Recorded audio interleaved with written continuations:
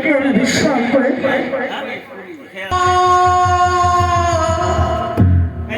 প্রণাম হয়তো চরণে কবিতা।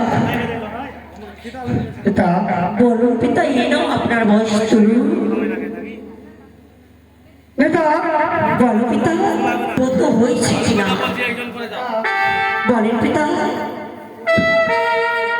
এই বস্ত্র আমার আজকে কে কেচেছে? আমি কেচেছি পিতা। না না না না পিতা, তুমি মিথ্যা কথা বলবে না।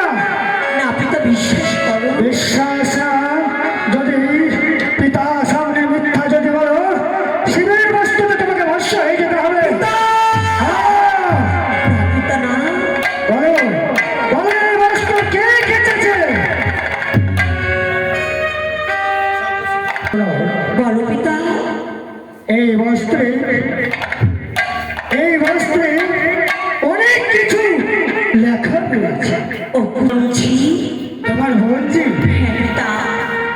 তোমার বোনজি এই বস্ত্র রদ করেছে, তাই না? পিতা, তুমি কেন আমাকে মিথ্যা কথা আমি বলছি কেচেছি, পরিষ্কার হচ্ছে। হ্যাঁ, করতে হবে পিতা। শোনো শোনো নেতা, তুমি তোমার বোনজিকে আমার সামনে নিয়ে এসো। ও পিতা, আপনার সামনে কেমন করে নিয়ে আসবো? সে যে বস্ত্রহীনা, ভালো বস্ত্র নাই পিতা। শোনো, তোমার বোনজির যখন বস্ত্র নয়, তুমি যাবে ওই আমার কুবের ভান্ডার থেকে তাকে বস্ত্র পরিয়ে দেবে। বস্ত্র পরিয়ে আমার এই কৈলাস